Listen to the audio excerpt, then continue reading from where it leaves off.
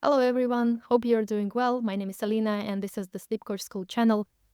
Today's episode, I want to dedicate to the topic which I named Don't Do It for Recovery, Do It for Yourself. And in a little while, I'm going to explain what I mean by this phrase. Essentially, this is one of the common traps. At least this is the trap I fell into on my journey, and usually my insights come from my personal experience because I've gone through this process. I make a ton of mistakes, and then I'm trying to extract the lessons from them, and I hope that these lessons can also help someone to help them navigate their own obstacles and own situations. So I hope that this episode will be valuable to you. So what I mean by this phrase, don't do it for recovery, do it for yourself. Typically, when we start a journey, we might have this original burst of energy, this motivation to start acting against our fears, and this is wonderful. It's great to be committed to be on this recovery path because this path is going to require a big deal of courage, a big deal of it's a lot of work. Actually, it's not just waiting out until insomnia disappears on its own. There is a lot of work dedicated to working on how we view and think and act around wakefulness, how we treat ourselves, what kind of behavior we engage in. So there is a lot of things to explore on this journey. However, sometimes our brain might take it to another extreme where it makes um, our recovery into a big life's project. So now instead of worrying about sleep and trying to problem solve, now we are problem solving our recovery. And every single step, every single decision that we want to make in our lives starts to kind of go through the filter of, will this help me succeed my recovery? So, and usually in these situations, we are trying to optimize this journey. We are trying to make sure that we are not making mistakes, try to be perfect at executing the principles, trying to implement as much of the concepts at once as possible, trying to find shortcuts, trying to kind of speed up the process, which is understandable. However, the desire to control the process of recovery might be actually backfiring, and it can lead to a frustration where we might notice that we've put in so much work. We think that we already practice lots of concepts that we are talking about here, yet we are not seeing the outcome that we want to see. And now we start questioning, why is it? What am I doing wrong here? Maybe we start questioning that maybe this isn't working for me. Like the whole teaching, maybe it doesn't work. Or we start to analyze our current behavior and try to find in new approaches. Maybe we start thinking okay, maybe I haven't been very diligent with waking up at the same time. Maybe I need to start trying to, wake up at the same time so that my recovery can get unstuck and I can continue, to progress. And it's logical to think that way. However, that might be a little bit tricky, and I will explain you in a while why. So when we start thinking about our recovery process as a project and we start investing into it all our attention, then we kind of make everything about recovery. Every single decision in our life starts to be questioned, will this help me succeed in my recovery? And if we really look underneath this, what we define as a success, we sometimes can find that our brain sneakily added a notion that there is an enemy to fight. So therefore, it is crucial for us to succeed. So when we ask okay, why do I actually want to recover? And then our brain can say, so that we can beat this nasty insomnia, right?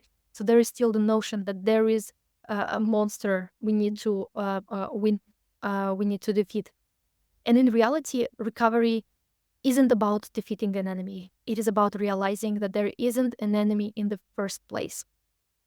And therefore, it really helps to allow recovery take its natural course. We cannot control this process. We cannot we can never predict how much time is going to take us to recover. We can never predict what sort of experiences are going to show up on our path. This is something that like no one really, I couldn't even imagine what my recovery would look like in the future, what will be the next steps, what my brain will come up with next time, right? So this is something, unfortunately, we cannot plan. We cannot create this kind of like a project where there is clear timeline, there is a deadline, there is a clear like step-by-step process.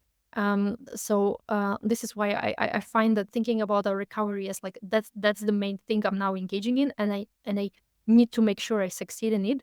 That can be coming from this place of I want to fight this, and it could be actually backfiring. So we may do everything right. We can execute every single principle flawlessly. However, that underlying notion that I'm doing it so that I'm fighting with insomnia, that can be kind of like neutralizing all our work that we are doing here. So I hope that it's making sense so far. And now when we find ourselves in this place that, okay, probably I have been putting too much attention on recovery process and I'm not actually living my life. Because when we are in recovery, we don't want to actually make everything about recovery itself. We want to start living our lives despite insomnia, despite of how our recovery process unfolds. Because as I said, we cannot control how it goes. And I find that introducing a slightly new perspective can help to get us unstuck. And what I'm going to do is I want to show you two kind of like sentences that are related to the same decision, but I would introduce a different perspective so that you can see like which perspective is more about this trying to control the recovery process, which is most likely to be unhelpful to us, versus to doing this process just for ourselves, like doing this decision just for ourselves, regardless of what the recovery process looks like. And the first set of examples. I should stick to a regular wake-up time. Maybe it will help me recover faster.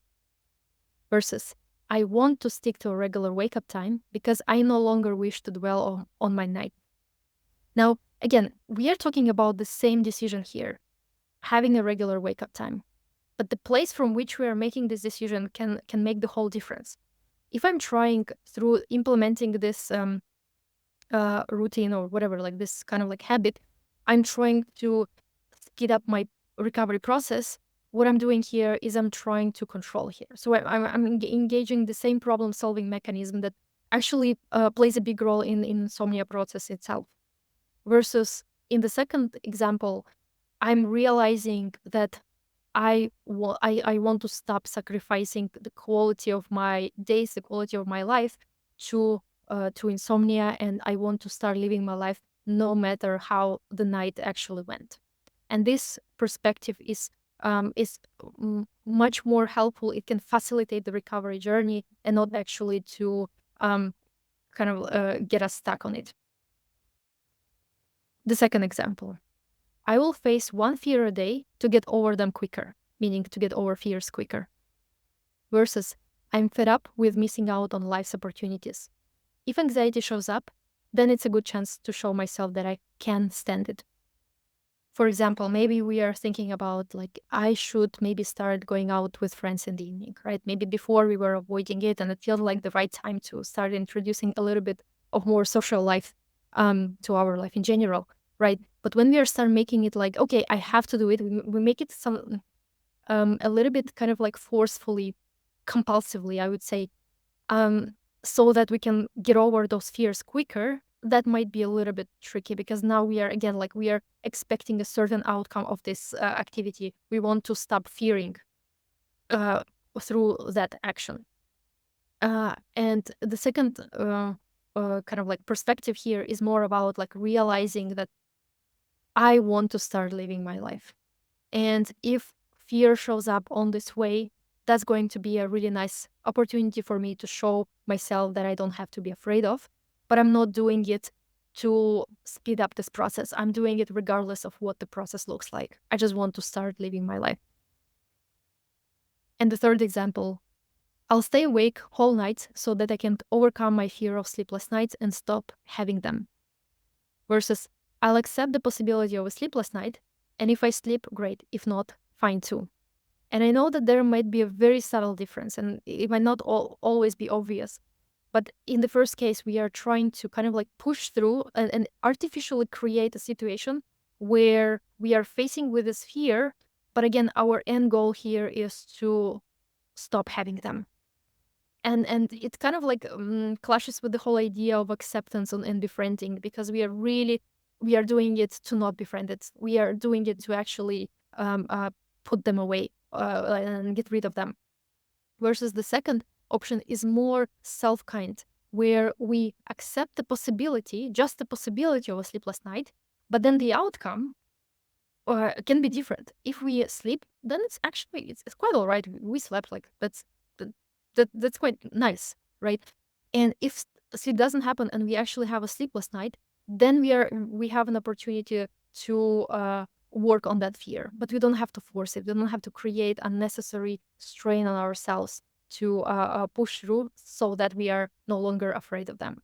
So I hope that this very subtle difference makes sense, and I hope that this whole idea of doing things for ourselves and not doing it solely for recovery process also provided some clarity. This might not be the problem that every single person struggles with on their journey, but this is something that I've been in, like in this kind of like trap, and I noticed a few people also been in this kind of place. So I hope that to some of you it was valuable, and I just wanted to thank you for watching this video, and I wish you a nice day. Bye. Hi there, it's me, Coach Daniel, and I hope it is obvious to you to what degree we at the Sleep School really try to put out content that will help you on your path to peaceful sleep and peace of mind. I hope you really enjoyed the video that you just watched. Now, some people don't learn the best by watching videos, but rather by reading. And I wanted to share a little tip with you. The books that most people really talk about having helped them is This Is Narrow and This Better Than Forget It. But I think most people missed out on my personal favorite, which is Tales of Courage. All of my books are available on Amazon. But Tales of Courage is special because in Tales of Courage, we've taken 26 success stories from the channel, and we've taken sort of the most powerful language, the most inspirational and educational parts of those interviews and put them in a book. And I think it is really, really so strong, so powerful when you read those words from other people who left the struggle. And that's my little tip to you. Tales of Courage, I think, is a great book, and it's available on Amazon, of course. So if that's appealing to you, you can head over there and get a copy. But more than anything else, I just want to say thank you for being here. Thanks for supporting the channel, and can't wait to see you again. Bye for now.